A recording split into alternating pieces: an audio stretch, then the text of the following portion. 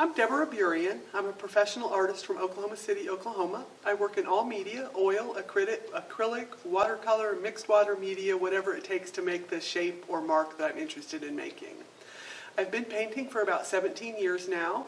I have spent a tremendous amount of time in the outdoors, hiking in the American West, the Oklahoma Prairie, the Grand Canyon, Utah, anywhere that has beautiful outdoors, and became really inspired to paint from looking in those areas. I had always drawn in field journals, but the more I was out, the more I felt moved to add color to some of those things. So for the last year, I have really been working very hard to evoke the experience of being in the landscape, as opposed to just representing, here's a tree, here's a lake, look at the pretty bird, which I enjoy very much. I'm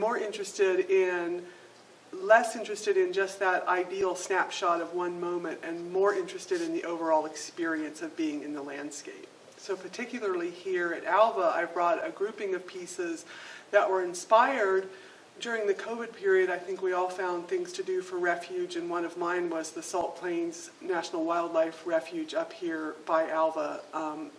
And I was up there at least a half a dozen times a year during the sandhill crane migrations. And on a recent trip when I went up to see the sandhill cranes, what actually intrigued me was hundreds, if not thousands, of pelicans coming in at the dam on the Salt Fork of the Arkansas. And I sat there for hours just drawing the movement that the birds made through the air. And that was juxtaposed by a trip over to the refuge that was on an unusually bright day. And if you're from Oklahoma, you know that our waters are quite often brown or red, not blue. But on this day, we had that magical, almost oceanic blue that you just don't see here. And I was just really compelled to bring those colors, the colors of the brilliant sands and the movement of the birds, into a series of abstract pieces that I brought up here to Graceful Arts Gallery.